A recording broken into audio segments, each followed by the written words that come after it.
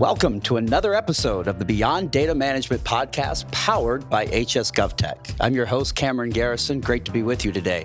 Startup Health Department. It's not a common term because it's not very often that a new health department starts from scratch. Yet in January of 2022, that exact thing happened 3 times over in the state of Colorado. And today, we're joined by the former director of one of those new startup health departments. Caitlin Gappa, now a senior project manager at HS GovTech, was the founding director of the Douglas County, Colorado Health Department, EH Division. She had the added challenge of founding the department in the middle of the pandemic, where she was literally in the room where it happened, dealing with the rapidly evolving pandemic situation and formulating the county's response. She has some really interesting insights looking back on that very difficult and challenging period, and she's a very brave, independent, and thoughtful voice in the EH community that deserves to be heard. So without further ado, let's welcome Caitlin Gappa to the Beyond Data Management Studio. Caitlin, thanks for being here. I've been looking forward to this one more than most. Well, thank you. You have just a fascinating background in history, and you joined us in just it's not even a year yet, right? Yeah, in June. Yeah, So it's been maybe 6 June months. of 2024, and here's a senior project manager. But let's just go all the way back to the beginning in your journey and how you got into environmental health. Later in the story, we'll get into how you got here. Yeah. But really, you had a fascinating journey as you discovered what you wanted to do and then went and made it happen. Yeah, thank you. I started in college. I wanted to be a veterinarian, which I think is very common among a lot of environmental health people. And as part of that, I joined the meat judging team, which we had a lot of food science background. So where was this? Oh, sorry, I forgot. location-wise? Yeah, I was in Wyoming, University of Wyoming in Laramie. That's cattle country. It is. It's the Wyoming Cowboys. You can't get more cowboy than that, right? And so I joined the meat judging team. It was something that I wasn't really interested in doing. I kind of had to be talked into it, which was because meat judging, you say that and people giggle every time. Yeah. You do. I did too. Yeah. I did. What is it? How do you judge meat? That's a great question. So for me, it is take the knife, the fork, cut it, judge the tenderness, and then eat it. Yeah. I know it's more than that. It is more than that. We were going into slaughter plants. I would be in plants about 20 hours a week. And we would go in and look at carcasses. And you look at the size of a ribeye on a beef carcass. You look at the age of the carcass, the marbling, the extra, I can't remember the right word for it, the fat on the outside. And you put it all together, the color of the ribeye, you put it all together, and you get a yield grade, which is how much meat to muscle or meat to fat ratio. Interesting. And bone. Is that like a formula? You plug in the variables you observed and it spits out a number? Or? I had to do it in my head, which is... That's a lot of math. It is a lot of math, and I'm not good at math. So I wasn't the greatest yield judger. But you also look at the quality of the beef, right? We did it for pork, lamb. We did do poultry in one contest, and that was the only contest that we actually tasted. Everything else is based on just the eye and observation. Is it similar to the FDA ultimately putting, their grade on it? It is, yeah. Similar concept? Yes, you use the exact same grading scales. So prime, select, choice. There's a cutter canner category based on the age of the animal. And they do it for pigs and sheep too. Pigs and sheep, yes. So I didn't know that. Yeah. So that's a brutal environment, right? It is. I mean, a meatpacking plant is not for the faint of heart. It's pretty brutal. You're not on the slaughter line. You're in the Good. coolers. Of course, learning it, you do tour the plants and you see slaughter. You see it all. But it's part of meat science. You talk about the humane way to treat animals. And that was really important to me. I think it's very important that people know where their food came from. Yeah. And seeing that was an important aspect of my journey. So you were doing this as part of a college judging team? Yeah. Wow, interesting. So was it a competition? It is a competition. How do you win? It's a combination of things.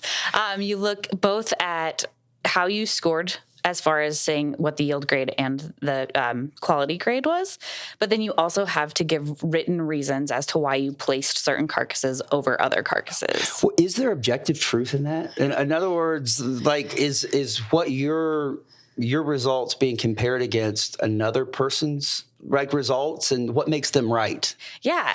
Obviously, they're using the FDA scales to judge quality and yield. And so the people who are scoring use actual pictures and measure. They're not doing the things in their head. They're actually calculating everything out. Okay. So there's objective reality to this. Yes, absolutely. But then they're also looking for keywords in your reasons. So I placed 1 over 2 due to a rosier bloom, better quality of meat. What is a rosier bloom? When you look at a steak, it's like how red it is, right? Oh, okay. A good healthy red color versus maybe a paler color. The texture is important. So a finer texture versus a thicker texture of muscle striation.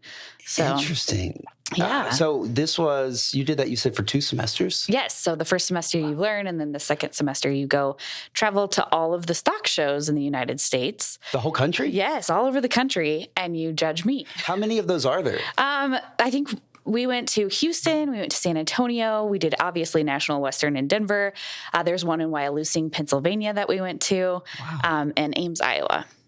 Ames, Iowa. Okay. Yeah. The Texas ones don't surprise me. That definitely is cattle country. Was that for credits of classes? Yeah. That's way better than sitting in a class. Absolutely. Like 20 hours a week. That's a pretty substantial commitment. Yeah. Wow. There's an aspect to judging that's identifying specs, so how you cut and butcher an animal and butchering it to the appropriate spec. So wow. So this was still when you were thinking you might want to be a vet? Yep. Yeah. And you said something that's a common theme or thread through a lot of environmental health professionals. Yes. I actually didn't know that. What do you think that genesis is, that somebody starts on the vet path and ends up in environmental health? I think there's a lot of different things that draw us. Obviously, the microbiology aspect is huge.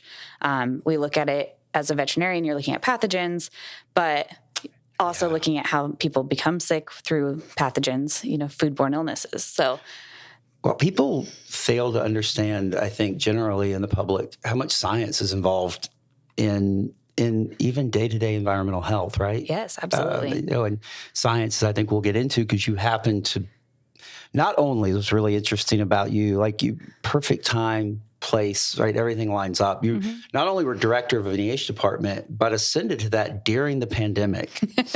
And so we definitely are going to get into science, because it got kicked around as a global term a lot during that. But this is actual science. Yes. And fascinating. So at what point, so this was 2 years of college, and at what point did you start to make a trajectory transition away from maybe vet?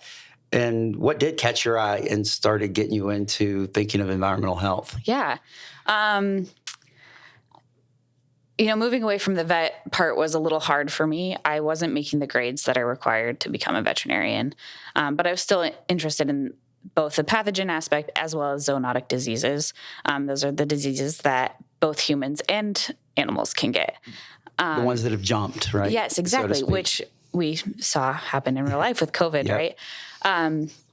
And so I, started looking at some other options, knowing that I wouldn't have the grades or really the experience to get into vet school. But I wanted to kind of start my life. I was done being ready in school. to get in the world. Exactly. Yeah. So I worked for an animal feed company for a while, which was still very ag-based. But it just wasn't satisfying what I wanted out of life. Wasn't the same thing? No. What were you doing at the feed company? We were looking, balancing rations. And so we'd get, test results from producers, and then we would help create a supplement to supplement their animal needs. Oh, wow. Yeah. So a lot of custom synthesizing to get an animal what they need? Yeah. It was pretty cool. I was really just doing customer service, though, so I was just selling it and making sure they got what they needed. You weren't exercising your science, brain, or muscles at all? Not at all. So where was your first... So, by the way, you're in the Rocky Mountain West, right? Yep. You're currently in Colorado, which... work from there for us, but you're huge into horses, right? So animals have always been a huge part of your life, right? Yes, yeah. When did you start then to get into EH? And what was your first kind of introduction and role in that world? Yeah. So I grew up riding horses, like you mentioned, and my riding instructor was an environmental health professional. She would tell me about catching mosquitoes and identifying mosquitoes while we were riding horses. And she would literally like smack a mosquito on the side of her horse's neck and pick it up and be like, oh, that's an Aedes vectans.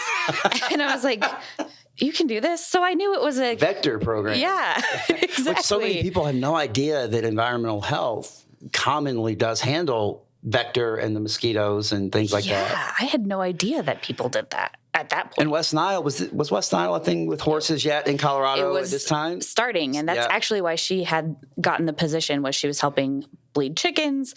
She could make the gravid trap water because she had horse manure, and so she would bring horse manure to work and make the gravid trap water, and it was absolutely disgusting. Yeah, that's vile. Yeah. Bleeding a chicken. Yeah. How and why? What are you getting out of bleeding besides blood from bleeding the chicken? You know, I don't know. I wasn't like heavily involved in bleeding chickens. By the time I got into environmental health, that was no longer a thing we were doing. We were swabbing their throats for cultures, but I think at that time they were doing antigen testing to make sure to see if it was in the population. Yeah, it was in the. So, does the chicken survive the bleeding? They do. Yeah. They had actually like flocks that they kept, and they would go out and bleed them, and like. Just like with a hypodermic needle, just like you would take from a human? Yes, exactly. Oh, that's wild. Yeah. Interesting. And was that a compulsory? So it's fascinating. I hadn't heard about chicken bleeding really before. Would they go tell the farmer, you got to give us birds, or was it a bespoke flock just for that purpose? It was a bespoke flock just for that purpose. Who owned it or ran it? I don't know if the health department owned it or ran it, or if they had somebody who kept chickens for them. I don't know all the details. And I wonder what they did with all the eggs. Or were they layers? They might not have been laying.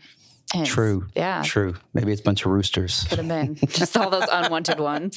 Roosters are terrible, though, right? Mean. Like They're so mean. Way off the first of all, when I lived near a farm and got exposed to that for the first time, you always think the rooster crows in the morning. Oh, no.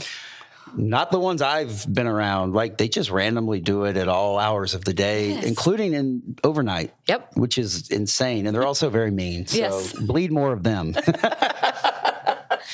So anyway, sorry, back to it. You had a friend there. We're in Colorado at this point? I'm in Colorado. So you had a friend from 15 years Arapahoe old. County? Yes, yeah. At that time, it was Tri-County Health Department. And, she kind of would come home from work, we'd ride together, and she'd tell me about her day and the life as a health inspector. And it sounded pretty interesting.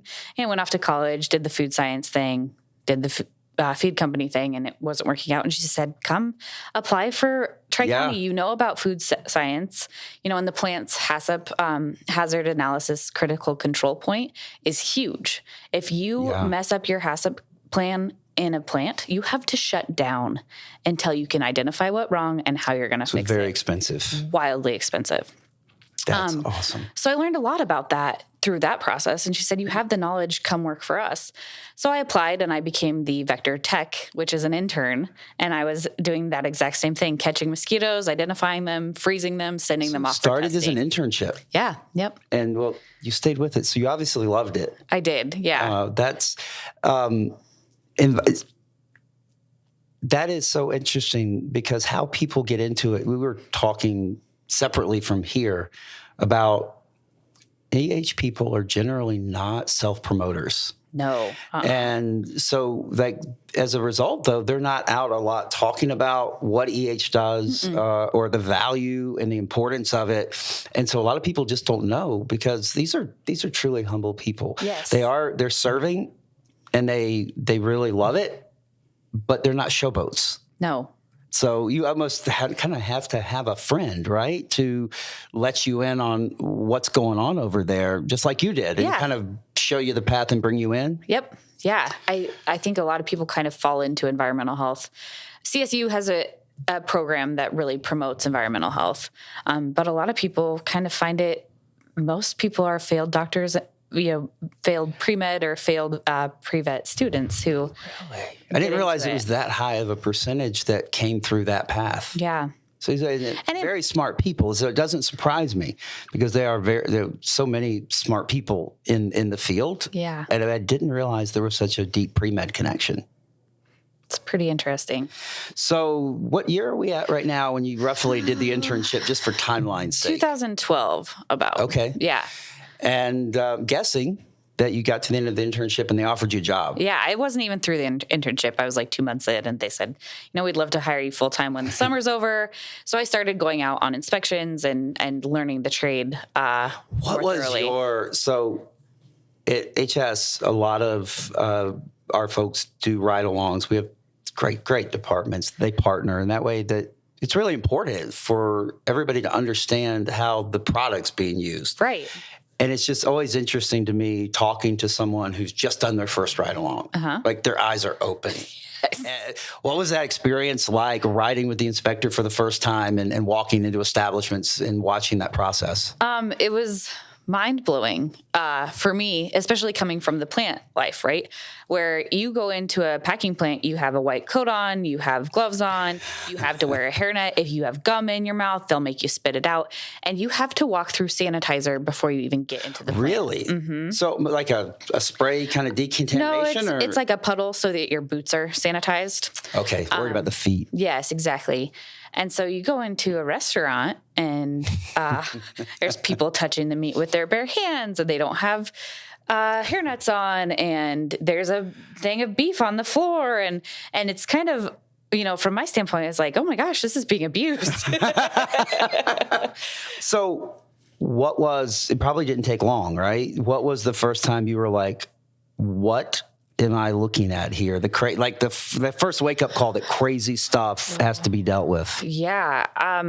Well, for me, growing up in Colorado, I didn't know we had cockroaches in Colorado. And so probably my second restaurant we went in was a buffet, and we walked in, and the inspector I was with said, "Oh, do you smell that?" And I said, "It smells kind of gross." And she said, "It smells like cockroaches." They have a smell? Oh, yeah. When it's bad enough, it's a bad enough infestation, they have a smell. And, what does it smell like? It's like musty, just kind of gross. Yeah. Did you find them? Oh, yeah. You can see their tracks. So, like, if it's a bad infestation, you can see their little poop tracks. And they were popping out of holes all through the restaurant. And I was like, I didn't even know we had cockroaches in Colorado, let alone this many in one restaurant. And that's when I was like, okay, this is going to be a little hectic. That was a lot to process if you didn't even know they existed in the state. Yeah. It was. And I remember going home and thinking, I got to leave these shoes outside and take a shower and hope I don't bring any cockroach eggs home with me. So because we've talked about it before, like there's also the cat and mouse game, right? Where they're hiding things. Like you're there to try to observe and mark, and they're there to help you not see it in a lot of cases, mm-hmm. right? Yeah, there's a fair amount of subterfuge, right? I think it happens in every restaurant, I think, regardless of how nice it is. Because there's different things that every restaurant does that they don't really want you to know about. A big thing, you go in, you always introduce yourself. Hi, I'm with the health department. I'm here to do your health inspection today. And they'll kind of chat you up for a minute and ask how you're doing and where you came from and where you were earlier in the day. And I'll let it go for a second or two, but then... Is it a stall? Yeah, it is a stall. It's a stall to, okay, everybody hide your stuff or change out the sanitizer buckets or whatever. So you kind of start just pushing your way back there to see what's going on. I need in. Yeah. Have you ever been denied access? I was at one, and I kind of told them, this is illegal. You have to let me in. If you don't, I'll write you an NOV and I will come back with my supervisor, and it won't be fun for you, right? You're already in trouble. And they said, oh no, sorry, we'll let you back. We didn't believe that you were the health inspector. And I had showed my badge. So they tried to brush it off. Play it off. Yeah. But they ended up letting me back. I mean, the human element is huge, right? Some inspectors have probably a personality that jives easier. Some probably don't. Yeah. What is the key? Because obviously you're the regulator, so Right. you're not supposed to be their buddy, but at the same time, relationships help the world Yeah. go round. So how do you calibrate that to foster a good relationship? Because I know a big part of is not just to write them up, but to educate, right? Absolutely. To actually see they learn, they improve. That actually, by definition, kind of implies a bit of a trust relationship. Mm-hmm. How do you walk that line of trust and relationship without being their buddy, where they feel like I can get away with anything with her? Yeah, I think it's hard, and I think there's lots of personal flair that goes into it. Some inspectors come in and act like they're going to be the food police, and I think for some people it works, right? If they come across fair, and for some people it doesn't. It really puts your restaurants off. They don't want to see you. But for me, it was a matter of explaining that I was there to help them provide a safe product. I'm not here to close down your restaurant or ruin your business. I'm here to help you provide a better product to your clients. And hopefully keep you from getting sued. Exactly. And you know what? Some of those really bad ones, we would talk about that, Really? So you talk about litigation risk? Bill Marler, he's a Bill, scary name. Bill is out there waiting in the tall grass for you if you screw up. You make a bunch of people sick, he's going to come for you. Yeah.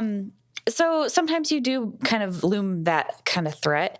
But most of the time it's education. And I think if you take that approach first, it's really more productive than coming in with an iron fist. Restaurant business is a hard business. Is it fair to say, though, that most operators do want to run a clean, proper shop? Is it where most of their hearts are, or do a lot of them just not care? Yeah, no, almost all of them care.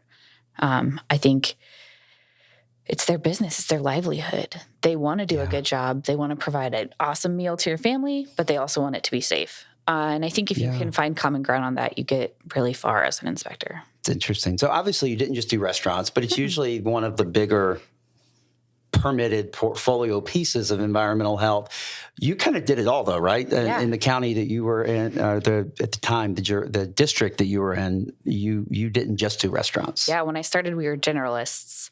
So we did restaurants as a big part of it, but we did septic systems, we did daycares, pools, body art facilities, everything you could think of that was regulated in Colorado, we were kind of putting our fingers into. You probably saw some wild stuff at body art too, right? Body art is one of the safest, I would say, that I ever inspected. I rarely saw a bad actor in a body art. Because they're using autoclaves, and right, if they've got the right gear, they can make it pretty risk-free. Yeah, and it's very important to them that they are low risk.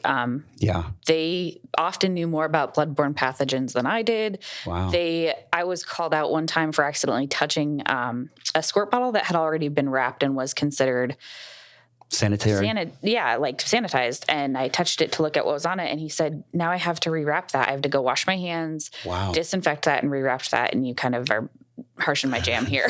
And the student becomes the teacher. All right. Okay. Restaurants never did that to me. They never said, you touched your face and you didn't wash your hands.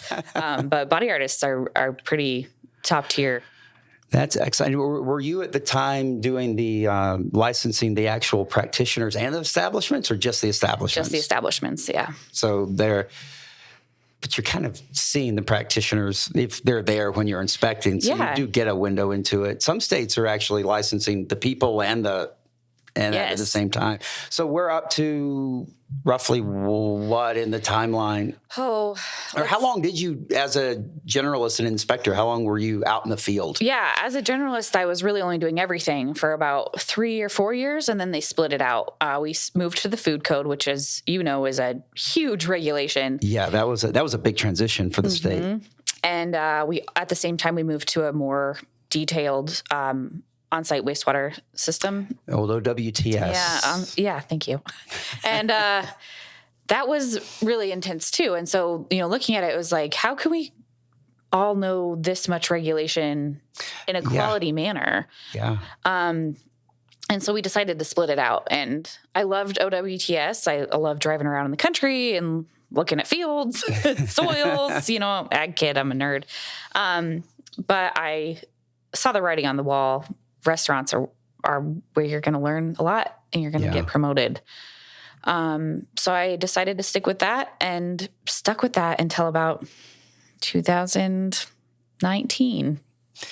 And that's things got interesting. Yeah. There. It's in 2019, you went and started getting into management, if I'm not mistaken, right? Well, I was burned out, which is common, I think, in environmental health. And I'd been training new staff. I was an EHS4. I was the lead inspector for the office, and it was a lot. You trained a couple dozen inspectors, hadn't you, at this point? Like, you trained 22. a lot of people. Yeah. It was a lot of people. And so I decided to make the move into emergency management. I had been on our incident, our public health incident management team. And I said, all right, let's do it. I like the aspect of emergency management. It's kind of fun. Comes with on-call, right? Yes, it does come with on-call, but there's some pretty interesting things that we do. And because I had been on that team, I had responded to big forest fires and floods in 2013. And that response aspect is really, it was hitting my serving feels. You can tangibly see what you're doing, right? Yeah, because it's people in crisis. Yes, and you really feel like you're serving the community. So I made that move, and that was in September of 2018. So 6 months later, we had a pandemic. Yes, and actually, so you said something really interesting, burnout. Mm-hmm. I think it's one of the least discussed.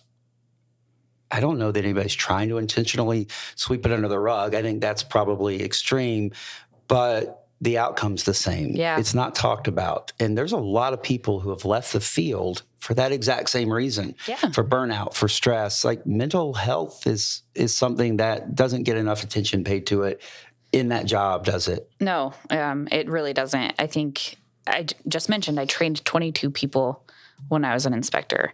So we had 22 people leave at some point. That's insane amounts of turnover. That's a high percentage. It is. Because that's a pretty big percentage of the inspection staff of that jurisdiction at the time, right? Yeah. And it's a common thing. And I think it's part of the job, right? You inspect a restaurant, but it's not done. You're going to go back to that restaurant in a year. You might go back to that restaurant in 6 months. You might get a complaint about that restaurant tomorrow and have to go back to it. You can't cross it off your list and be done with it. So it's that revolving aspect, I think, that really contributes to burnout, but also it's high stress. People don't want to see you. It's probably worse than being a cold call salesperson. Yeah. Like, no one wants you to show up at their business. I rarely had people that were like, oh my gosh, it's so good to see you. Wow. So that's hard. And I think the complaint aspect is hard too. In this particular jurisdiction, there were a lot of complaints, and some of the complaints were just plain mean. And mean? Yeah. In what way? We had one person call in about some trash in a restaurant, but then they also said that the waitress had her flabby flesh hanging out. I shouldn't laugh. That is so mean. It was that was a real complaint. Legitimate verbatim words. And I'm pretty sure flabby flesh does not appear in any code or ordinance anywhere. Like, that's... No. In fact, in some restaurants, they value it. This was one of those restaurants, right? That was part of the dress code. And it's awkward to be that middleman. Yeah, because they can be, it's a very imbalance to a power, right? Because I think in almost every jurisdiction, the complainant can be anonymous. Mm-hmm. So they can say whatever they want. Yeah. You have an obligation to investigate. Yeah, that's brutal. Right, yeah. How did you handle that? So how do you go tell somebody, we have a complaint here and they also didn't like the flabby flesh? Right. I mean, you have to approach it from what you can regulate and what you can't regulate. Okay, hey, we got a complaint. The trash was on the floor in this area. How often do you clean the floors? And they say, okay, is there anything else? And you kind of bring it up as a joke at that point, right? Like, yeah. How can you not? Hey, yeah. But it's not something we regulate too. So you kind of have to approach that too. And at that point, you have to make the call. Do you even bring it up? Yeah. Because it's just mean. Yeah, it is mean. And it's also, so to me, not a professional having done that job, that comment tells me that the complainant is not that serious, right? Because like that's just a cheap shot. They're just to be mean. Yeah, they're just crabby. How do you? Because you have to investigate every complaint to some level, right? You can't just say, that's dumb and throw it out. Yeah. But there are some where probably you pretty clearly know up front that it's a junk complaint, right? Oh, yeah. We would get ones from disgruntled employees that you could just tell. You can just tell by the way it's written. So-and-so didn't wash their hands, blah, blah, blah. The back, like they have intimate knowledge of the back end of the restaurant.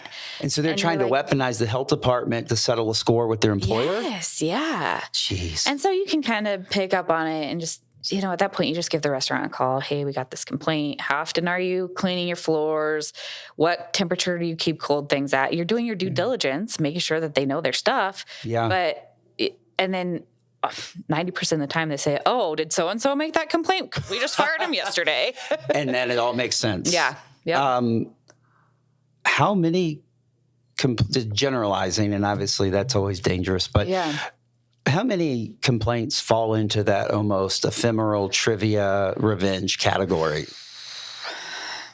When I first started, it was like maybe 5%. After COVID, I feel like complaints got worse. People got meaner, and a lot of these trivial complaints were coming through. I would say at one point it was probably 15% of our complaints were just people who were crabby. And so we're actually about up in timeline to that event in the pandemic. What do you think caused that? What made people so much more crappy? I don't know what made them so angry. I don't know if it was being locked in their house, being told they had to get a vaccine, or if it just kind of shifted a mindset that, hospitality workers can be treated poorly. I don't know what it was. It's really weird. And also I feel like in some states we almost encourage the snitching, right? Yeah. There were some states who opened portals to say, if your neighbor's not wearing a mask or like tell on them. I wonder if that contributed as well. People were like, it's my job to tattle. And I think we did see that a lot. During COVID, I managed our call center. Oh, I bet that was just delightful. And we got those people calling saying, my neighbor who lives in apartment B walked outside and coughed today, and you guys need to go lock them in their apartment. And it's like, no, they're human beings. Like, Wait. Lock them in there. There were people advocating for locking them in. Oh, absolutely. Wow. Not to be a history nerd or to make this a huge downer, but at that point, I really started to see and understand how the Holocaust happened. Yeah. Because neighbors were immediately willing to call in on their neighbors. There was something very dark and terrifying about that element of it, wasn't there? Absolutely. Because it's so funny. Americans are, we're strong and independent and a little cocky. Yeah. Travel abroad and you can learn really quickly how we have that reputation. And I thought because of all that, because of that independent streak, no, you could never get a vast majority of the country to just fall into lockstep. And I was like, wow. Yeah. Okay. It happened. Crazy things can happen. It happened really fast. Yeah. That just sort of almost, no, let's be really clear. The pandemic was real. It was a terrible thing. There were people that died. Yes, yeah. But mental health-wise and hysteria-wise, there were elements that just got crazy. Yeah. And tattling. Yeah. And I think there's still people who are terrified of COVID, who wear their masks every day, and anytime they go to a meeting, they're 6 feet away from other people. It really stuck with them. And I know people who were in the ICU for weeks with COVID. Yeah. It's not like it wasn't a bad illness, but people really took it to the next level. Yeah, and also learned at the same time, it was a just personal observation. It was so funny because we had people who were willing to attack each other. Uh-huh. But at the same time, I learned something. Comorbidity was what we said because we were not bold enough to say, people who maybe have a really bad diet or are very unhealthy, like comorbidity became like the buzzword for, diabetic, unhealthy person. And it's weird. What's weird about it to me, though, is we were so willing to be nasty to each other, but we wouldn't actually say things for not wanting to be nasty that actually would have been really helpful. Yeah. For people to know, like, oh, I'm at higher risk if I have this or that, or maybe I should get healthy and it would not hurt me as bad. It was very interesting running the call center because we did get people calling in and saying, why aren't you promoting a healthy diet and more exercise? And really, all you're doing is promoting the vaccine and telling people they need to get vaccinated to save your grandma. And the old grandma thing. And I was part of those campaigns. I was making campaigns telling people, stay home. You have somebody you love, you want to get vaccinated for. And yet we had people calling in with some really common sense thoughts that were not publicly, I don't know. They weren't popular. They almost got branded as Looney Tunes. Right. If you would dare talk about basics. Yeah. Like, hey, take some vitamins, like vitamin D. There's great studies on that now. Yeah. Like go to CVS or whatever chain you want, buy some vitamin D. Your success rate against COVID gets a lot better. Yeah. But for some reason, you're right. No one was allowed to talk about that in official channels. Right. I remember before the vaccine came out, I think the Colorado School of Public Health and a couple other universities had done some studies on natural immunity and how long it lasted. And as soon as the vaccine came out, if anybody mentioned natural immunity, it was frowned upon. Anti-vaxxer. Yeah. Bad, evil person. Turns out, though, there's been additional studies, too. It's really good. Yeah. The natural immunity is strong. Yeah. So it was a wild time in public health. And as somebody who had to get fit tested to go into a hantavirus house or something like that, to be told to wear a mask and know the science behind fit testing was just okay. So let's double click on wild that. Thing. Yeah. You went to a hantavirus house. So first of all, that sounds scary. But fit testing for people that maybe don't know what that is, what does that mean?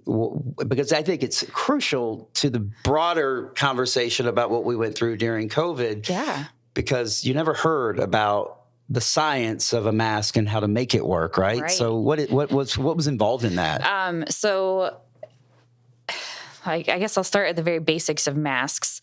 There are different levels of masks that you can wear for personal protective equipment. And, they go from everything from your surgical masks that you might wear just to prevent large particles to SCBA, which is contained air that you're breathing in. Like you would think about a scuba diver, right? Okay, so like scuba. You have your own independent air supply with that, right? Yes, exactly. And so you learn about all the different phases or levels of personal protective equipment when you are learning about public health or environmental health, I should say. And an aspect of that is like wearing an N95 or an N100 mask. And those are rated for certain particle sizes. And to wear that mask effectively, you have to go through fit testing, which shows the shape of your face and how well that mask suctions to your face and actually prevents particles from getting into your mouth or your airways, whatever aspect you're trying to protect. And so I had to do fit testing where you breathe in a candle, like they look at candle smoke and is it coming in? Are you breathing out and blowing the candle? There's a bunch of other things associated with fit testing that I don't know the mechanics of. Yeah. But they rate how well the mask fits you and your face shape. And then they say, okay, you're approved to wear this one for this particle size. For hantavirus, you have to wear an N100. And so I'm really ignorant on the number ranking of masks. Yeah. That's a higher grade or a lower grade than the 95? It's higher. It's higher. Okay. Yeah, it's higher protective. So I had to go through that. And then all of a sudden, they're telling you to wear masks. Like, wait, the surgical mask is like the lowest, and we're talking about viral particles that are aerosolized and very tiny, yeah. right? And I know N100 is like the one that you would want for that. And nobody's getting fit tested for this. Does it provide an extra layer of protection? Yes, but as much protection as they were touting? Questionable. Yeah. And I've talked to a few other public health professionals who at that time were thinking the same thing, right? Really? I had to get fit tested to wear that N95 that somebody's wearing through the airport, you know? Why? So if there were that many people on the inside that are like, we skipped a few steps here. Yeah. Like, we're not really giving helpful information.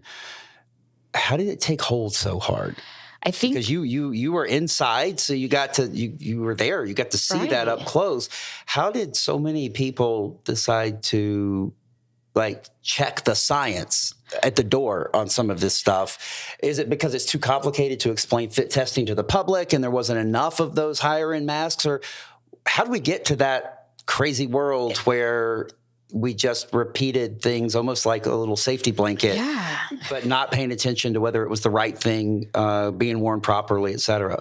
I think at the beginning, you know, there was so little that we knew about the virus, but we were seeing hospital beds just filling up left and right. Maybe we had enough hospital beds, but we didn't have enough nurses for care. And we did really have high levels in our hospitals. And as an emergency manager, that's when you start to panic and for public health, right? If we don't have enough beds, we don't have enough staff to save people, we're going to see Spanish flu. Yeah, that turns ugly really quick, right? You see people die in the streets. And there was things coming over on Reddit that you would see people being like passing out in the streets. So there was like a level of propaganda where I think people really started panicking. And even though you know about fit testing, you also think, well, this surgical mask is better than nothing. That makes sense. Better than nothing. Yeah. And so I'm going to do whatever I can to protect myself. I'm going to do whatever I can to protect my loved ones. I'm just going to wear the mask. And then it also got to a point where, you know, we had the mask mandates and it was like, I need to go get groceries. If I have to just put on a mask to do it, I'll do it, whatever. Yeah. Go along. Yeah. You go along with it. I think it's so important because we live in a world where everything has to be about the extremes. Mm-hmm. It doesn't have to be true that people were intentionally trying to provide bad information, right? Panic, you're right. Like, there's no more panic feeling if you're in public health than to know if this trend line continues, we have nobody to care for the ever-scaling problem. Right. So it's good people getting panicked. Yep. And flailing a little bit, right? Yeah. I mean, you just kind of immediately think worst case scenario. Yeah. And you think back to pictures of 1918 and people in field hospitals and people just dying everywhere. And that's what we want to prevent. That's what public health does, that's right? That's what you're here for. Yeah. And so I think it's that. I think there's another aspect that I always thought was really interesting is like, we're waiting, public health and emergency management especially, we're waiting for that moment to shine. And something really bad has to happen for you to have that moment, right?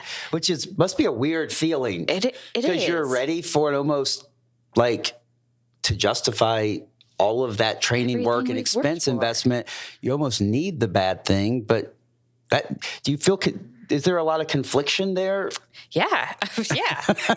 You don't want to see people dying, but you're like, oh, now's my time. Yeah. Like, we've been prepping for this for 27 years or whatever. It's kind of like the Super Bowl for emergency preparedness, right? It is. And so you want to do a good job and you want to serve your community. Yeah. And I think that people were just excited to be able to do that and wanted to get as much information out there to help people as possible in any way they could. It's so interesting. And it's also just tracks with human nature. If you spend your whole life preparing for something, you'll, if you're looking for zebras, right? Yeah. Like that's just a horse, but you for a moment, you're looking for that everywhere that you go because that's what you were trained for. You get so excited for it. Yeah, that's your moment. Yeah, that's your moment. What damage, though, people are now, obviously, thank God it's over. Yeah. And a lot more of it, this all happened in a compressed amount of time. So we weren't going to know during the pandemic a lot of the data we know now. That takes time. Mm-hmm. But as data's coming out, people are waking up. They're understanding, okay, that was a good call. That one was kind of a Hail Mary, not backed up by data, but we didn't know at the time. what's the real damage that got done to public health in your mind? I mean, I have to think there's been some price. Oh, yeah. Out of an event that big. What's your read on it? And you were there. Did it affect your view of public health, even though you're in public health? Yeah. I mean, there were days when I lost faith in public health. Wow. That's a big statement. Yeah, it was brutal. I mean, there were days when I thought, just seeing what our environmental health staff were going through, if I was still in environmental health through the pandemic, I would have walked off the job. Wow. You got I know a lot of our clients in different states that use HS Cloud Suite. They were now suddenly responsible, unfunded, for a bunch of new things. Like, it's almost like they decided, oh, mask mandates, how are we going to enforce it? Hand it to EH. That's right. Hand this to EH. Hand that to them. And you guys ended up with a huge workload. And that's the sad thing about environmental health is we're the doers. We get things done. And throughout all of my time in environmental health, we would get those things, oh, go hand out these flyers for us. You're already out there. Go do this. And during COVID, it became, go regulate those masks. Go watch how many people are walking into Walmart with masks on. I heard a story about one environmental health specialist who was asked to go into a gun store and regulate the mask mandate. No. Yeah. Like, that is like the last place you probably want to be nagging somebody about a mask. We've already got them talking about the Second Amendment, the Fourth Amendment, and you're going to ask me to go in there and risk my life to tell them to wear some masks? Like, yeah, no good. Yeah. And that was when I thought, oh man, I would have walked off the job. And so as we had already talked about, we had a mental health or a burnout, if you will, crisis in EH before this. Yeah. This just compounded it, right? Well, we lost a lot of people. So you said if you would have been an environmental health inspector, you'd have walked off. Mm-hmm. So 2019, you're on emergency preparedness. Mm-hmm. What was next? As the pandemic unfolded, what was your official role that you had moved into? Yeah, so I was a public information officer, the deputy public information officer. You got the hot seat. So I'm putting out all the information and under your name, right? Yeah, well, not necessarily under my name, county name. Yeah, and we're trying to help, keep numbers low, keep hospitals open, keep hospital beds open. So it was a really interesting time. We're getting the calls in through the call center and hearing about how awful we were. I was monitoring our Facebook page with a group. We had a team. We had a PIO team, and we had to take that in like scrums almost, where you have this for 3 weeks. And then you get off of Facebook because people were so mean. It was causing a mental health toll. Really? Yes. So you would have to bring in fresh legs for the social media just because people were so brutal? Yeah. Yes. It was horrible. And it got to the point where we started bringing in mental health help for our staff. Wow. Yeah. I mean, that's really good. Wow. Unfortunate. This is back to what we started with. You said it better, the doers. Yeah. You didn't see one segment on any national television or other outlet. You saw a lot, and rightfully so, about nurses and yes, absolutely heroes. Yeah. But they were skipping a whole group of heroes that aren't paid nearly as well as nurses, generally. No. And you never, ever got any public recognition for it. No, we were hated. Yeah, because you were the enforcement arm. Mm-hmm. Oh, my goodness. What were you doing with social media during that time? Just getting the message out? Oh, yeah. Putting out messaging about washing hands, social distancing, wearing your mask, getting the vaccine when it came out. And people, you'd post something and immediately you'd have 12 trolls just telling you you're the worst people in the world. How could you do this? You don't even care about us. And when you start public health, you want to be a public servant. You want to serve your community. And in that situation, you want to save as many people as you can. Yeah. And you are just getting ripped down on every platform.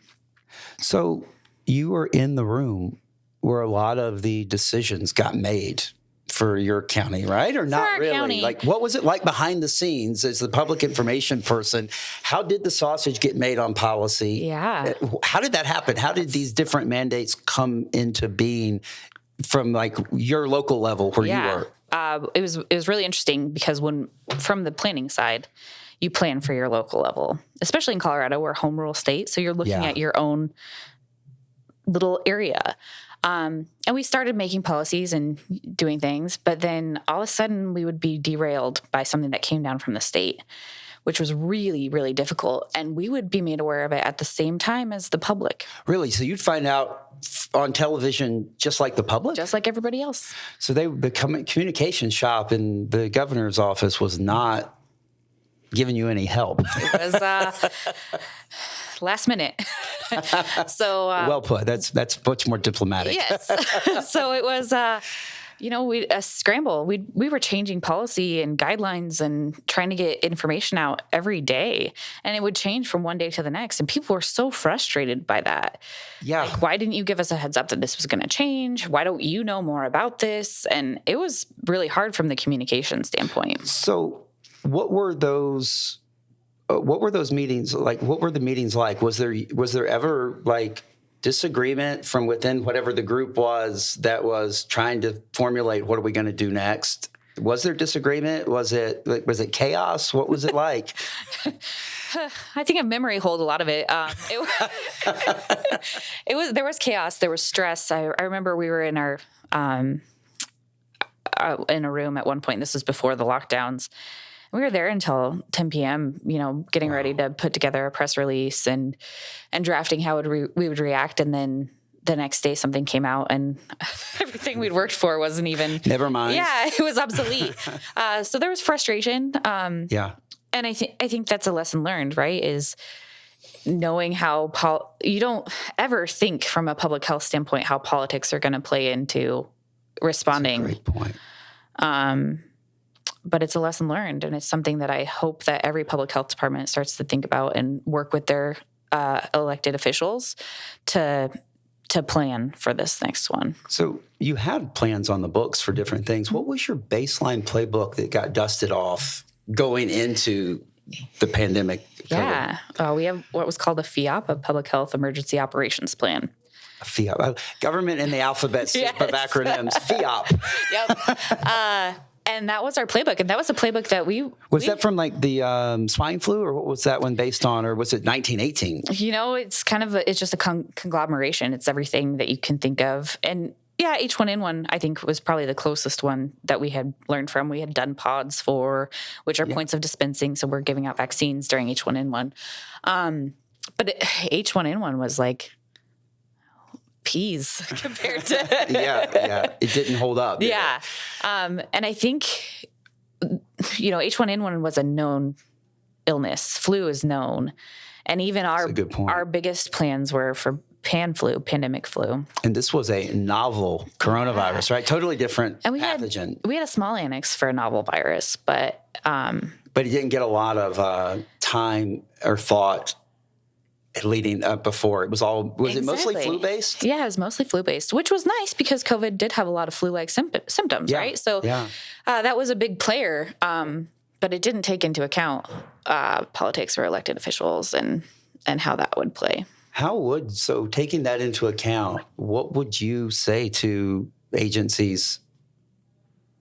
What are steps you can take to try to take that into account for future planning, for God forbid, but for the next time? Yeah. I think it's just starting to build those relationships with your EOs all the way up. If you have, I think one of the new health departments that came out of COVID from our jurisdiction was really smart in hiring like almost a lobbyist, someone who knew the law, really smart. And started making buddies in the governor's office. And I think that was a really, really genius move. It is, because it's so true. If you wait until the crisis is on you to build relationships, you're sunk, right? Because crisis is where you trade on previously built strong relationships. Exactly. That's so smart. So now we are to the point where you became the director. Actually, back up here. Sorry. It's such an interesting story. I don't want to miss any piece of this. So you're a public information officer going into the pandemic, but one of the reasons I was really excited to talk with you in this environment is you are one of the few people in the country that actually can say, I founded or was involved in starting up a health department. It's a very static group of agencies, say about 3,000 of them around the United States, and they normally don't shut down. And you normally don't see many new ones spring up. They're usually county or city, like they're linked to something and they're there. You started one up. Yeah. So talking about politics, you started one up that was as a result of a divorce, right? Yeah, pretty much. Maybe go back and talk about in the pandemic. The reason it's really fits right here is it wasn't solely the pandemic that caused that breakup, if you will. But it certainly didn't help keep it together, did it? Right. So talk a little bit about Tri-County and then how maybe COVID was the straw that broke the camel's back and forced the divorce of a 50-plus-year-old health department. Yeah. It was a sad thing. It had been my home for a long time, and I was friends with so many people from the 3 counties. But as COVID continued, we really saw a difference between the 3 counties. And it was a known difference, I would say. Douglas County had looked at forming their own health department several times through the 50 years of Tri-County. And, the timing just wasn't right for them. They were finding the economy of scale. It was working, and it was a good fit. And I think during COVID, those demographic differences were really exacerbated. And so, Douglas County kind of decided it's time to make our own. And then because of that notice, the other 2 counties decided to make their own health departments too. Yeah, so really there were 3 new health departments started, There were 3 new health departments. And actually, that was just in the Denver metro area. I think there was 2 more in southern Colorado that were created too. So...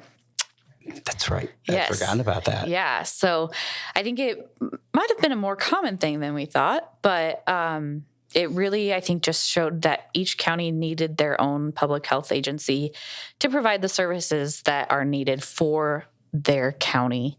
Yeah, because there was a huge difference, wasn't there, between like the population and even in some cases we were talking about the political aspects, the politics of Arapahoe County, for example, vastly different than Douglas County. Yeah. Douglas County has historically been very conservative, but it's also one of the wealthiest counties in the country. And you look at Arapahoe County and Adams County, they have a very different demographic. And the needs are different for each demographic, right? And especially from public health, most of the people in Douglas County are insured. They have access to care. There are pockets of Douglas County that don't have great access to care. But then you look at Arapahoe County and there's a higher uninsured population. They need clinical services, a lot more WIC clients. So even the investment priorities of the 2 are different. Yeah. And for us, environmental health in Douglas County was the biggest division because we had the most restaurants, not of the 3 counties, but that was the biggest thing that our health department focused on. You had a smaller footprint for public health, right? Yeah. We didn't have the needs for clinical services or WIC. So it was really clear at that point that it was time for each county to go their separate ways. And so I was still with Tri-County, and I could see that things were kind of starting to fall apart. And here I am back to kind of being burned out. That was a heck of a year and a half, right? So I started looking at maybe some other opportunities, and I had been doing the communications thing, and I enjoyed it. It was fun. It was new. It was different, and applied for a communications position with Douglas County. And somebody reached out to me and said, no, you do public health and you do a pretty good job. Why don't you come help start the health department? That must have been exciting and a little nerve-wracking at the same time, right? Yeah. That's a huge lift. Yeah. And so you obviously said yes. Yeah. What was it like? And you had the overhang of pandemic was still going on. So this was late 21 or early 22 when you took the director's job? I wasn't the director when I first started. I was in emergency management, and that was December of 2021, I think. Okay, yeah. So it was pandemic was still a thing. Yeah. And there was obviously political raw nerves from pandemic issues between those counties. And now you're breaking up. I mean, I was closer than, not as close as you, but closer than some because we were also scrambling to make sure that databases and systems were there to Yes. support Yeah. however it all landed. And there was a lot of like off the record ill will Oh, yeah. that would leak through from people. You know, they would even make comments to us about, who ends up where, almost like fighting over who got Tri-County staff. Yep. So what was that sideshow all about, and how'd you navigate through that? I don't know that I navigated it the best. Do you ever? For me, I grew up in Douglas County. That's my home, and that's the community that I wanted to serve, because that's why I started with Tri-County, was to serve my community. So it made sense for me to go to the county where I grew up and lived. And I jumped ship pretty early. I was one of those rats that fled quickly. And that made some people pretty angry. Really? Yeah. And I remember... But as if the departments wouldn't be splitting up if you didn't leave, right? Like, right? what's the logic there? Fault. Yeah. Caitlin bad. Broke us up. Awful. I think I remember the day that I gave my notice, just walking down the hallway, you would hear how awful one county was over the other. And there was a lot of fury. And I was terrified to turn in my notice, because I was going to a county that had caused the problems, right? We were the first to leave. So it was scary. And I knew it would probably end some relationships. It did. Yeah. Wow. It ended a friendship that I had for 20 years. Wow. So, it was scary. It was a big step, but at the same time, it's exciting. Like you said, who gets to start a health department? It's just not done. Yeah. And I was the second employee before a director was even hired. And normally when you use terms like I was employee number, you're talking about a Silicon Valley startup. Yeah. Not a health department. So that was cool. And for me, I saw it as an opportunity to say all of the things that I wish we had done differently. Let's put it into play. Great. Blank slate time. Yeah, let's do it. And I think that was my, the most exciting thing about coming to Health Space, actually, for me, was building a system that would be really useful and built the way that would make the most sense for our staff. And you all did, I will say. You did more so than a lot of agencies, even nationally, do. You guys were willing to say, no, we want to break the mold with this. Yeah. Like, this doesn't make sense to us. Let's dump that, do this. Yeah. You did a lot more non-conventional config in certain areas, but it was literally geared to what you said. We don't want the fluff. Yeah. We want it to be right. Yeah. And that was really important to me. I think we've talked a little bit about how, sometimes you do things in environmental health because somebody in an email said to do it in 2004 that way. And that's how we always do it. Yeah, that's how it's always been done. Let's just keep doing it that way. And for me, it was an opportunity to really do some process improvement. I was really grateful. Douglas County did put me through a process improvement training, a really in-depth one that was so, so neat. And I was able to do that right as the week that I accepted the director of environmental health position. That's very fast. That'd be fast even in private sector, but for government, that was really quick. Some people are still waiting a couple of years after they've started in certain agencies for training, just because it takes time. Yeah. So where do you start? There's not to my knowledge, there's not a playbook out there for how to start a health department for dummies. No. So by definition, if you were employee number 2, you had to hire the entire team from scratch, right? Yeah. And you also had the overhang of, and it'd be interesting to hear how you viewed that, the politics of, do you call somebody from the old Tri-County department or do you not? Yeah. So where do you start? Because that's a big thing to have to boot up from scratch. Yeah. I think for us, it started with our community health assessment. So thankfully, the powers that be at Douglas County had already started that. And they were using that to kind of build what they called, and I love this, the tailor-made health department. Oh, that is good. Yeah.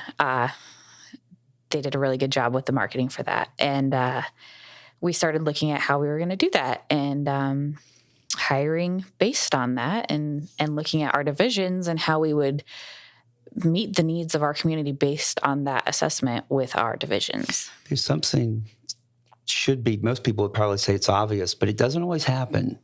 Actually assessing the health needs of the community you serve in a really detailed way and shaping around that, it's probably easier to do that when you're starting up, isn't it? Right. Like if you inherit a really old organization, it's harder to pivot that probably. But that is that something you would recommend to any agency, is elements of assess the condition in your own backyard kind of thing? Yeah. And health departments are required to do that. I think every 2 years. They do it.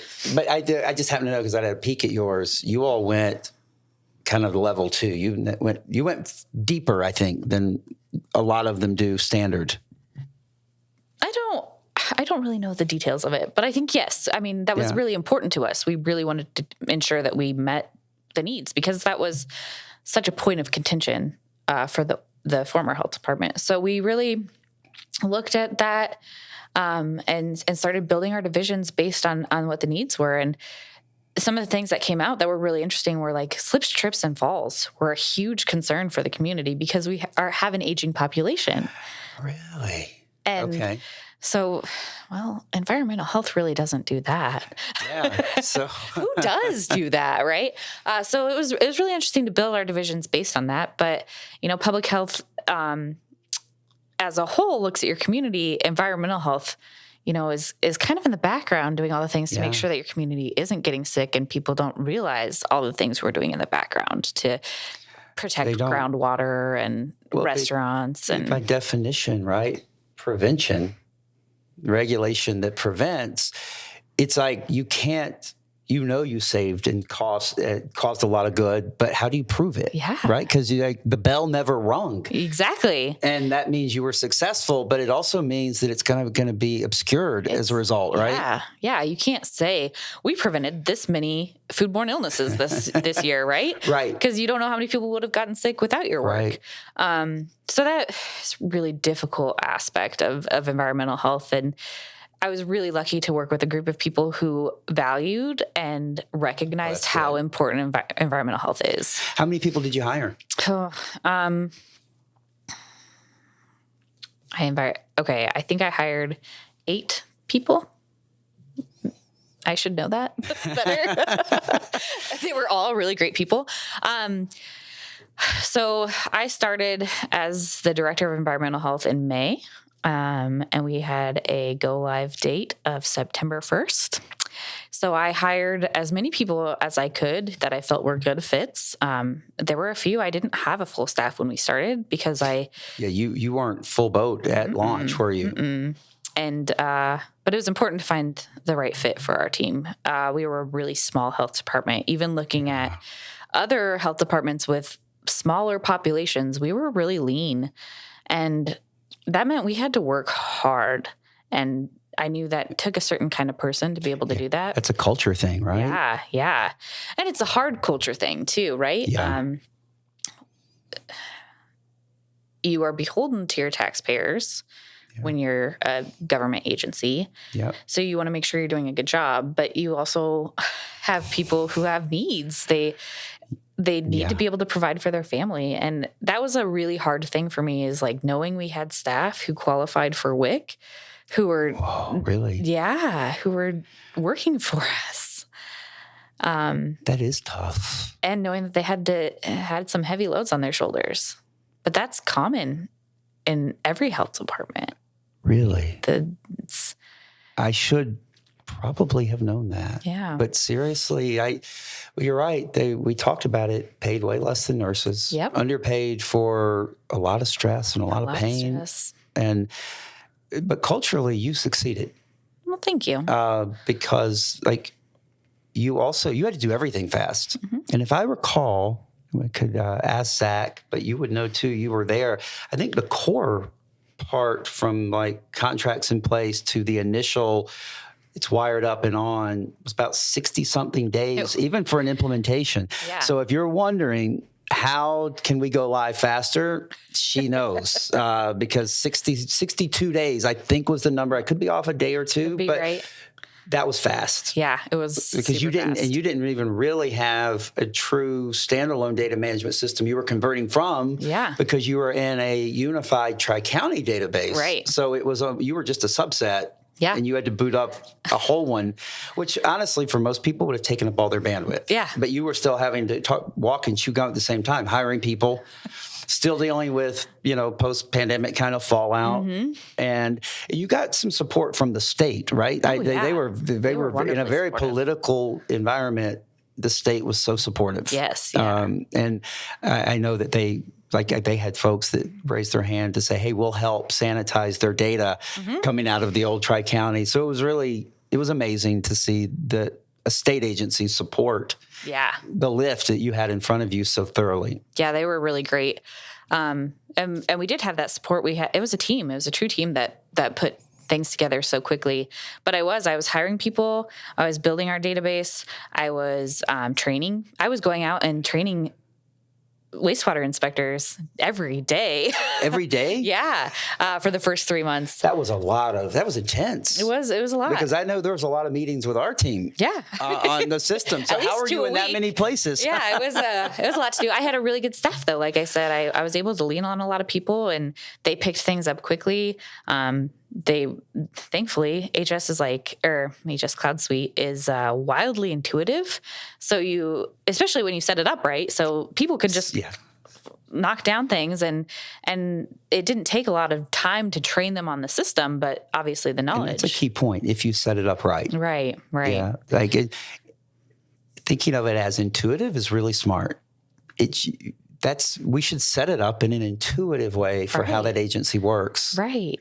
What was because you must have, or maybe because you were getting new staff from ground up, did you have to not deal with as many entrenched sort of views of the world? But I know you had to have.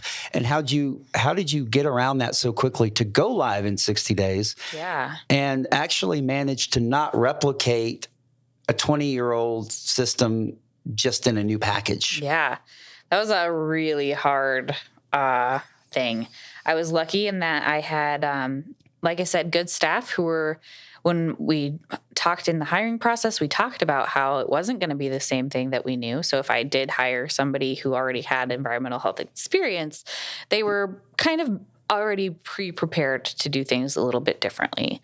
And the woman who became the supervisor for us was like gung-ho. She was so excited to make some process changes, and just having that kind of united front really helped us to start process improvement. And even one thing that she did for me, because I was in so many places at once, is she set up a meeting on our calendar every Wednesday, and we would look at things in HS, we would look at things in our process flows and ways that we could process improve. And we did that every Wednesday. Wow. And it was nice because, we were setting things up, we were starting fresh, and we were able to kind of test our ways of doing things and saying, oh, this needs to change. That's continuity too, right? Mm-hmm. Like, because we're going to be following up next Wednesday. It holds keeps everybody pretty honest, doesn't it? Yeah, it really because they know that they're going to have to report back. Yep. But we also opened the door to say, okay, everybody put your requests in this spreadsheet, and on Wednesdays we'll look at it. So everybody had a say in how we were process improving, which I think was also. But you got a process to also whittle it down, so it wasn't chaos. Right. Very smart. Right. That, and I can tell everybody it worked like you're saying, because we were there, and it's hard to go live in 60 days. Like that's hard. Yeah. And obviously our team did a great job, but you can't do that without an agency that is on the ball. Right. Because there's so much that you have to get from the agency to know what you're going to set up in that system for them. So we talked about the mental health and setting it up.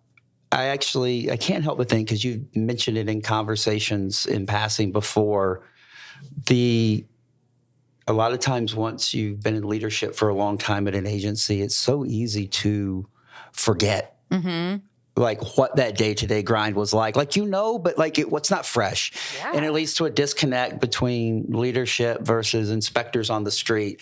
And I have to think that even just being on your mind and coming into the new directorship probably was one of the reasons you were successful. But talk a little bit about the disconnect that grows between real world on the street, sitting back in the office, and leadership. Yeah. It happens way faster than you think it would. I'll say that to start. Going into it, I was thinking, okay, we're going to make this so much better for the inspectors. And, 3 months in, I was like, why are we behind? And we got to get more inspections done. And then somebody pulled me aside and was like, look how quick that happened. Like, you went from really thinking about what it's like to be a day-to-day inspector. And I actually started going out and doing inspections again because as a director. Yeah, because I forgot how difficult those are. They're mentally exhausting because you're kind of you're trying to sway maybe a difficult operator to your way of thinking. You're observing so much that's happening so quickly. Mentally, it's fatiguing. And I believe that. And so you kind of have to take a step back and say, oh gosh, this is not an easy job. And here we are expecting inspectors to go out to 6 places a day. And it happens really fast that you forget just how hard it is when you're in the office all the time. Is it common or uncommon, to your knowledge, for directors to do that? Almost like their own ride along. I'm doing an inspection today just to keep current on what the experience is like. Yeah, I can think of like a couple in Colorado that I knew that were still inspecting, but I think a lot of people get into management and they forget what it's like to do inspections. Is that something, like, just as a personal tip, recommendation? Would you recommend that to any director? I would. To go out in the world every so often? Yeah, and I think, through my experience here, I get to learn about other counties' processes and procedures, and I see a fair amount of managers who are doing inspections too. But I think it's really important to kind of keep your feet in it and know what your staff are having to deal with every day, because it's really easy to forget quickly. Yeah, and that sounds like so simple, but anybody who's been involved with health departments for a long time knows that's a big deal. And it also makes you, so from a selfishly now looking at it from a software architecture perspective, it also makes you a better discerner of the decisions in the software. Yes. Because if you have to rely solely on how your staff says it needs to be, you're at their mercy at that point. Yeah. And they may be right. Most of the time they are. But you'll actually, I think, get a better outcome from an implementation too if you have a fresh snapshot of what that's like out there. Yeah. Oh, yeah. I think a great example of that is I built our septic system out in the software, and I hadn't done a septic inspection in 6 years. And I did it, and it was all wrong. It was horrible. Even today, I look back and I'm like, oh, I wish we had done that differently. But that was the really cool part is, I built it, and I knew it was a little rusty, and then I went out and started doing inspections and training the staff, and they were the best staff coming back to me saying, we need to change this, we need to move this, we don't look at this at this time. And so just having that input and going out in the field and saying, oh yeah, we have some big changes to make here to make it more intuitive and easy to use for you guys and just efficient was really important. Because sometimes workflows can get so stilted that they actually don't comport to practical reality. Yeah. And that's the other beauty, though, about the system, right? Is nothing has to be permanent. Yeah. So if you do kind of like make a judgment call that's wrong about setting something up, you don't have to be stuck with that forever. Right. In fact, I think you all came back in and made some changes even while you were still at Douglas County on multiple things. Yeah. Part of that Wednesday meeting that we had was making changes in the system because a lot of it was septics because I had really, really bungled that. And I think it's easy to do. You get data people who are, trying to help implement the system and they are there for the numbers, and the reporting is really important, right? It's important for your funding. Sure. It's important to show that you're doing your job to your commissioners or your board of health. So the reporting aspect is really, really, really important.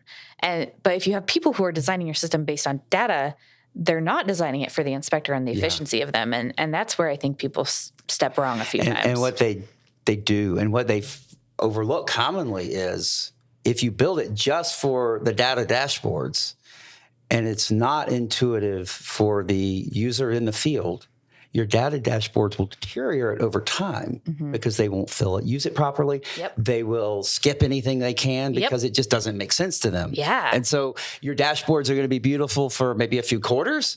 And then you're going to be like, why aren't they putting in everything that we need? Right. You missed that step. Right.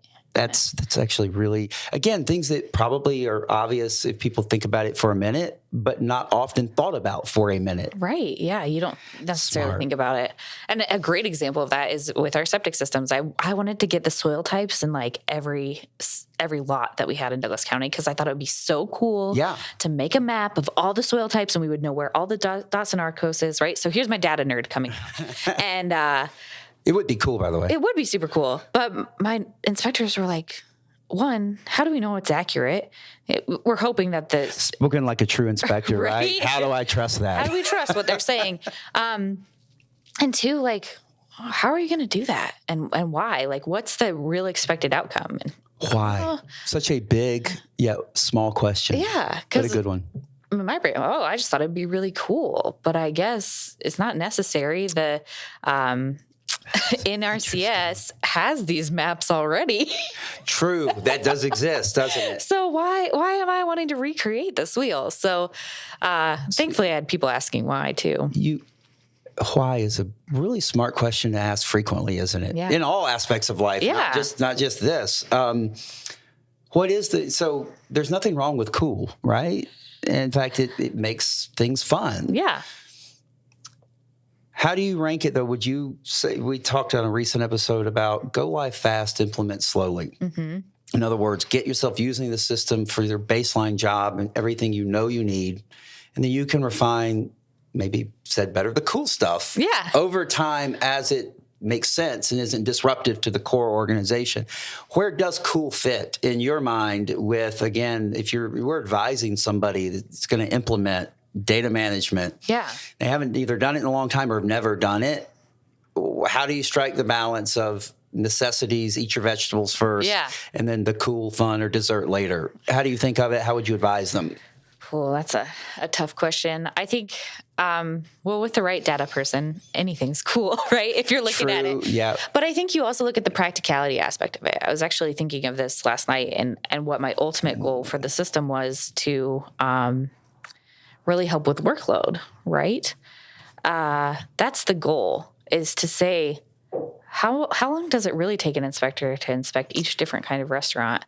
How long does it really take an inspector to drive from the office to a septic system and back? And okay, now that we know how long this is all taking, now let's accurately determine how many people we need. Capacity planning based on facts. Yeah. What was the most overlooked capacity planning? Like, what was most often not considered? Was it driving, complexity of inspection type, or where are we commonly overloading staff because we're not thinking about that? I think just how long it actually takes to do an inspection. I think as an inspector, it's very easy to say, I was there for about a half hour, but you don't include your inspection writing time, how long it took you to do the exit interview, and how long it took you to drive back to the office, right? So that half hour now is an hour and a half that you didn't really account for. You can't do 6 of those in a day. No, you can't. And I think that's often overlooked. I think when we look at workload planning for environmental health, voluntary National Standard 8 talks about how many inspectors you should have for a certain amount of facilities. And that's just restaurants. It doesn't look at daycares. It doesn't look at body art facilities. It doesn't look at pools. But it's also from like 1978, I think. So the most current guidance under the voluntary FDA national standards is from 78. I believe that's the date. I could be wrong. Wouldn't be the first time. Wow. But it's pretty antiquated. Yeah. And if you think about the regulation then versus the FDA food code now, how many more things are we looking at as inspectors? Oh, it's significantly increased. Right? We went from a maybe 22-page document of regulations to 180 at one point, and then now the FDA food code is like 380. It's bloated up quickly. Yeah. I shouldn't say bloat. It's grown. Like bloat would imply only it's for the worse, and I'm not saying that. But how does that make the inspections more complex? How does that growth of all of that guidance over time translate into real world complexity? Right. I think it's a shift from when I started inspecting, we were like going through a checklist, right? Okay, I'm going to start at the mop sink. I'm going to work my way forward, and I'm going to make sure that the dishwasher is working and the 3-compartment sink is working. And now I'm looking at the coolers and the walk-ins, and the way we've inspected has changed, right? To now we're doing more dynamic inspections and starting where they're most busy. Yeah. And you could stand on a Coke line and watch people make mistakes for hours. So is it sort of like what a police officer will say? It's like, if I get to follow you long enough, I can find something to write you a ticket for. Yeah. Same concept? Kind of. Yeah. Right? And that's not what we're doing. We're not going out there to You're not playing meet got a quota. you. Yeah. But it's a different way of inspecting in it. And I think it has the opportunity to last a lot longer than your checklist inspection, where you're just checking things off and getting out of there as soon as you can. So quality inspection has changed a lot. And I think it takes a lot longer than, what we used to do. I think a lot of agencies, multiple states, actually are dealing with the same thing. Yeah. Workload and staff management is a very common thing that comes up, and how do we schedule the work in a fair way? Also, things that I don't think have been thought about in previous systems or versions is it generally takes a lot longer to inspect a high risk than like a subway or something, just, quick, fast service, low risk on the risk scale. Right. It's a different animal, right? Yeah. Like, you can't inspect them the same way. No, you don't inspect a hot dog cart the same way you do a sushi restaurant, right? Yep. Yeah. But there's also so many things that you don't take into account. You have your restaurants, you have your monthly list of restaurants that you have to do. But what if one really bungles it and you have to go back out and do three times? Yeah, 3 re-inspections. or complaints. Yeah. That's not factored in either, right? Complaints are rarely factored in. And complaints for us could go anywhere from, 2 complaints a month to 92 complaints a month. 92 for a jurisdiction that size. That's a lot. It's a lot. It's basically 3 new complaints a day. Yep. And I will say we were really marketing the new health department at that point. It was at the forefront of a lot of people's minds. We were like, please just let us go under the radar. So did you discover it's true that if you promote the ability to make a complaint, you get a lot more of them? Oh, yeah. Yes. Yeah. Because you did it online for a little bit, didn't you? Or I don't accept them online? Oh, yeah. We still do through the citizens portal. And once people knew it was there and they could do it, it was it's a free for all. Yeah, there's more agencies, or at least they're using HS, that have done complaints online and then reversed on it. Yeah. For that exact reason. Yeah. They're like, we tripled our complaint load. I don't think the place suddenly got that much worse. We just made it easier to do a complaint. Yeah. And, a lot of the complaints that we were seeing were pretty bogus, like the flabby flesh and, Yeah. So I think, yes, a legitimate complaint. There's a reason to call the health department. But I remember one of the people I hired had no public health experience, and we would get complaints, and she would say, I would have never thought to call the health department about the kitty litter in the street, or, whatever's going down the storm drains, or the dead animal on the side of the road. Yeah. And people call about all sorts of things that aren't even necessarily you don't even have statutory authority to deal with. Yeah. What's the example of like the craziest non-EH thing? Not to put you on the spot. We had somebody come in person to complain about electromagnetic fields, I should say, behind their house. And we don't have any regulations about those. I mean, I guess it would make sense environmental health, but I don't know anybody who regulates those. Yeah, no, and came in person to do it. Yeah, what did they want you to do about it? Well, once they found out we didn't have any regulations, they wanted us to get regulations. That was now the mission. And, they had somebody, I felt kind of bad because it felt like a scam. They had paid somebody to come test them behind their house. And they were really concerned about the neighbor kids and making sure that they were healthy and safe from the EMFs. And it was it was really hard because her heart was in the right place. Yeah. But we couldn't do anything.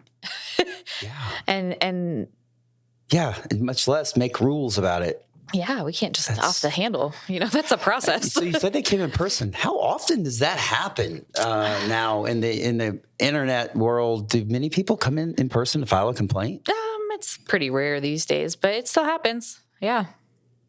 I must be a very bored person. Yeah, they had something they could do with their time, but I can think of so many things I would do before I drove to a health department to gripe about something. Yeah, right? We were talking about food. I think this is a natural transition to a degree. So talking about the complexity of an inspection and making sure you actually are staffing right for it. I think you also have some thoughts on the food code. Yeah. And how it has to be, I guess, one size sort of fits all because that's the nature of a regulatory code. Right. But talk about the challenges that does present for inspectors and professionals day to day. If it's skewed more, I don't know, is it skewed more towards larger operations? And who falls through the cracks, or where is it that you almost have to use your own judgment to draw a bridge that maybe the code doesn't quite clarify for you? Yeah, I think the food code is it's complex. It has to address a lot of different processes, but it's really made for processors, right? People who are processing food at a huge scale. You think about your mom and pop shop that's making empanadas in the back of a small building. They don't have all those processes and procedures that it's not really going to be applicable, right? Yeah, a lot of things aren't applicable, and some of them you're like, oh, I have to write this, but man, it's going to cost you a lot of money to get all new cutting boards across the thing. Yeah. So there's a lot of gray space, right? That it's not necessarily applicable to the smaller restaurants that aren't doing those processes, but you have to find a way to say, okay, well, okay, I'm looking at this in this tiny little place. How much tension does it cause if you're like, hey, you need to replace that or buy something new, and they're like, it doesn't really make sense for me? Is that one of the causes of tension points between a regulator and the regulated? Yeah. Oh, absolutely. I remember this was back before we were really doing the way things are done now in Colorado. But we had a place that was going through our enforcement process. And one of the requirements was to have them pay for a food safety consultant in order for them to stay open.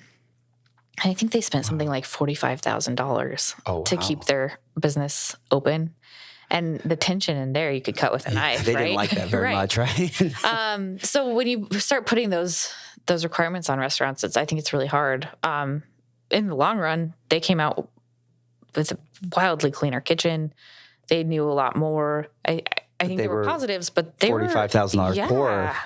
And I didn't know if their business would survive. Wow. So that was a hard part. And those things that are in the food code that don't necessarily apply to them, but we have to make sure that they're following. That's tough. It's tough. It's a tough line. If you were in charge of this, is interesting because actually in your backyard, Denver, spring of 25 is the biannual conference for food protection. Yeah. Is there, if you were there and could push a fix through, is there something that you could actually put on the floor? Or is it way more complex than that? It's way more complex than that. There's silly things, you look at it from a microbiology perspective or whatever that are kind of silly that they bring up every time. Like one of the things that I noticed and I think got turned down at the last CFP was making cucumbers considered potentially hazardous, and so you have to keep them. And obviously, they take into account like lots of different things, like moisture activity and likelihood that bacteria is going to grow. But if you start saying, okay, you have to keep everything cold, now you're putting a wild restriction on these restaurants that they have to have so much refrigerator space for something that has a very low risk of growing bacteria. The industry that builds walk-ins would love that one, because that's where do you stop too? At what point, what vegetables do you not put in there once you start down that path? Right. And then if you talk to chefs, right, so you have this whole dichotomy where let's talk about tomatoes. They became potentially hazardous through my course of inspecting. So originally they were not. It was found that they could grow bacteria because of their high water content, and now you have to refrigerate them. You talk to a chef about a tomato that's been kept cold, it's ruined the texture. Now it's grainy. They hate keeping. Oh, when that first happened, chefs lost their mind because you're ruining the quality of the product that they're trying to creatively turn into something fabulous. I didn't realize that. I didn't know they actually hurt the tomato. Yeah, it changes so many aspects. I mean, it changes the flavor profile. You talk to a chef about it, it's wild. And I think that's my favorite thing about inspecting is balancing the way you're producing food in a creative way for a chef and maintaining safety. I learned something new every day in this field. That's interesting. So obviously you're here now. Yeah. And we're really glad you are. I'm glad to be here. And this is what we want for here. We don't want just tech nerds. And I say that with a lot of affection. We love our nerds. Yes, we do. I'm one of them. I'm a nerd. But we want people who actually know, right? You cannot train your lived experience, right, and make it authentically someone else's. And we have Melissa, we have other people who have come on board here that have similar backgrounds, not directors. You're the highest rung. But what led to that transition? Because for a lot of people, being the director is sort of the pinnacle of their career, right? Yeah. They're like, hey, I'm the boss now. Yeah. And so you made not it wasn't a complete right turn, because you're still serving environmental health. In fact, you've got a bigger stage to do it from. But what led to you flirting with, okay, time to look at something different? Right. It was definitely earlier than I ever thought I would leave that position. But thinking critically, if I wanted to take the next step from a environmental health director to an actual executive director of a health department, I needed a master's. And that's not just a thing. That's a statutory requirement in the state of Colorado to have at least a master's. So now you've got to work that in. You got to pay for that. Yeah. Find the time. Yeah. And after COVID, we had public health directors that had security details year round. Yeah. We had a huge exodus from public health directors because they were getting death threats. Yeah. I think we had something like 50% turnover at one point because it was terrifying. And lived experience through COVID, I didn't want to make those decisions. I don't want to make a decision to tell somebody that they have to stay in their house and not get groceries, or shut down the liquor stores, or, raise public ire. Yeah. And because everybody's lost their minds to some degree. Yeah. You're right. I'm glad you brought it up, because we should have talked about it. I should have mentioned this earlier, but the burnout, we had multiple agencies that had to assign police protection details to their directors during the pandemic. Not worth it. At what point you do have to ask yourself, is this worth it? Yeah. Is this worth my life, my family's, peace of mind? Right. It's really sad we got to that point. It is really sad because, public health directors just want to serve their community. They want to ensure the health and safety of their communities, and here they're struggling to find their own safety. And they're good people. Yeah. This is the thing. And even when we were talking earlier, and it says a lot, I think it's getting some better, but if there was a point in time where if you even tried to have an actual fact-based conversation like you did earlier on masks and the fit is important and all that, you kind of got pushed out of polite society. Yeah. I still might be. That's okay. You just go to the horse farm. Yep. And the horses are always there for you. But no, it's tough because there's just a box that a lot of those directors got put in, and now their lives are being threatened. Yeah. Why? For things that they didn't even decide on, right? Yeah, Like this wasn't their policy. Yeah. So, thinking that through, like, oh, is this really the trajectory I want my life to go on?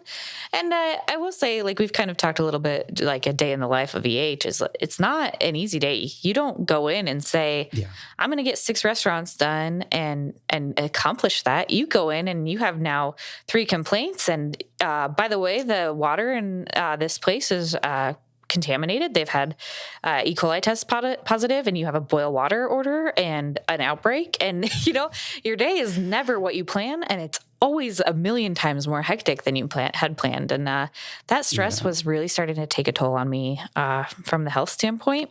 Is there any way, like just for the good of the community, is there any way to rein that craziness in? I mean, it's just baked in, right? Because turnover is a problem across the country. Yeah. We have other departments in other states that have literally had to say, hey, can we get some more training? We've got, 70% new staff. Yeah. And that happened, like it's happening a lot still. Yeah. Is there any way to make it sort of less filled with angst, or is it just literally the price of admission? I think part of it is the price of admission, but I think part of it is also there has to be a shift in leadership and your culture in your health department. This is a terrible time to say this, but at one point it was like, you know what? If you don't go inspect that restaurant today, nobody's going to die from it. Now, sometimes we have really big outbreaks. We just had a really recent big outbreak that, it kind of did matter if you did inspect that restaurant that day. And that's a really hard thing to juggle, right? Like you feel that stress and that need to go make sure things are safe, or that need to follow up on a complaint of 6 people getting sick. Yeah. And wondering, like, if I don't squeeze this in, is someone else or someone else's child going to suffer for it? Right. That's a lot of mental weight to put on somebody. Yeah. And then add to it the fact that, okay, if I don't go inspect this place that we got a complaint of 6 people becoming ill from, now is that considered malfeasance? Am I is there a litigation aspect to this too? Oh, geez, I hadn't thought about it. Yeah. So table stakes it's a very stressful job. Yeah. And then you have people yelling at you, right? Yeah. People who don't even want to see you there. So it's really, really stressful. And I think you have to kind of shift your culture and start to say, okay, what's tangible? What's showing that we're doing our job? Because you can't prove how many people didn't get sick from your inspections. So you instantly fall to, well, how many inspections did we do? Is that the thing that you're judging it on? Or are you judging it on, okay, you know what? We had a good day. Everybody went out and did inspections. We closed out some complaints and we did what we could. Yeah. And is that good enough? That's a question that is without an easy answer, isn't it? Yeah. Because how do you prove to your taxpayers, your Board of Health, your commissioners, that your staff did everything they could that day without looking like you were shirking duties somewhere, Yes. And everybody, like you said, no one wants to see you when you show up. Right. It's actually so true. And we're all human, and bad things do happen in the world, and it's actually not fault of anyone. Right. I was involved with, turned out to be, this was a 06, 07, Georgia Department of Agriculture. I worked with them. And you remember the Peanut Corporation of America? Yeah. And actually, there were criminal charges that came out of that. But the Commissioner for Agriculture, and really good guy, he's not with Georgia Ag anymore, but is still in the industry, Oscar Garrison. We are not related. But literally, so when we did business with them way back in the day, we actually had to fill out a lot of paperwork. So the state could prove that Oscar Garrison had no relation to Cameron Garrison. But they actually ended up going and testifying in front of Congress And it was one of the biggest early things that hit me about the value of your data. Because Oscar called me, it was late in the afternoon. He's like, we just got called to testify before Congress. We need to pull a bunch of data. Yeah. And so obviously we worked with them very directly and got it together, equipped them for their testimony, and eventually people got charged. But it's rarely that cut and dry. Like, rarely do you end up with smoking gun emails where he's like, ship the peanut butter anyway. Yeah, right? Usually it's just life is happening and maybe someone was careless, but careless or ill intent does not have to exist with carelessness. Yeah. Sometimes it's just humanity, right? We make mistakes. The human element. Yeah. And how do you prove that to a taxpayer or to a board of health that no, there's nothing we could have done to make that? That's life, right? And this over here is not. You have to have those. You have to have that data. I mean, it really is data, right? Yeah. If you go out and you inspect somebody who has a suspect outbreak, and their kitchen's perfectly clean, and everybody's washing their hands, and everything's in temperature, like. You have that data that they're doing things well. And oftentimes you start, then you start sampling and obviously you're already sampling the people who are ill and you start tying things back. And that's the cool thing about science, right? Like now we're doing genomic sequencing to see is this norovirus the same as this norovirus? And I think that saves a lot of restaurants because we're starting to find, this is stuff that's coming in the produce or it's hitching a ride from wherever it was grown. And as part of the other issue that's historically has made foodborne illness tracking hard is that the public automatically goes to the very last thing they put in their mouth, right? Yeah. Like I'm sick, that meal 2 hours ago. No, that's not how the not germination, but the incubation. Incubation. That's not how that works, right? Oh, right. I got norovirus when I was 8. And I still remember the last thing I ate before I got norovirus. It was a milkshake, right? And I couldn't eat a milkshake for like 20 years after that. Yep. Because I still thought about the last thing I ate before I got ill. And it wasn't until I was in public health that I realized it wasn't that milkshake that made me sick. Right. It was whatever I ate that I don't remember, 24 or 48 hours before. But the public always calls in and says, yep. I ate here, I was sick 2 hours later, and I know it was this. Yeah, they're like, that confident person in the Clue game. Oh, yeah. It was McDonald's with a French fry, on Aurora Boulevard. Right, exactly. And really it was, the chili that you left on the stove for 4 hours. Because they have no concept 2 days of ago. hot holding and cold holding. And time. Most people don't, right? No, a lot of people don't. And the time, that food's been out there. You shouldn't have eaten the sushi the next morning that you left on your coffee table, when you crashed out last night. Yeah, right? That was not just waiting for you to eat it. It was growing bacteria actively. So that part is really hard. And you will, I can't tell you how many foodborne illness complaints I would have where we'd start doing a 72-hour food history and grab everything that they ate. And you'd get about halfway through and they'd start getting a little frustrated with you. No, I know it was this. This was the last thing I ate. No, well, no. The way that bacteria grows, it could have been this. And you try and explain it as well as you can. And then there's also, it's phenomenal how many people don't remember what they ate 2 hours ago. Really? Yeah. I mean, you get people who said, okay, so we get through what you ate right before you became ill. You go 24 hours back. Okay, what'd you have for breakfast yesterday? What'd you have for dinner yesterday? You get into, to dinner the night before and, I don't know, I might have had a hamburger. Okay, where was that hamburger from? Oh, I don't know. It might have been this restaurant down the street. And people don't remember. And so that makes it even harder. They're terrible historians. And most people. It does. And so you're actually you can't even trust the basic facts such as they are that you've been given, right? Yeah. And you do get the rare person who's tracking their meals. And what's the close rate on foodborne illness cases? It can't be that high, right? It's very, I know low. From certain agency data sets, I won't betray that here. That's their data, but it's pretty low, It's really low, yeah. We had one person who was so mad that we didn't have any conclusive evidence about where their illness came from, that they did ended up calling Bill Marler. Oh. And it was all our fault that we couldn't figure out where it came from. And I don't think that they found a case against us because nothing ever came of it.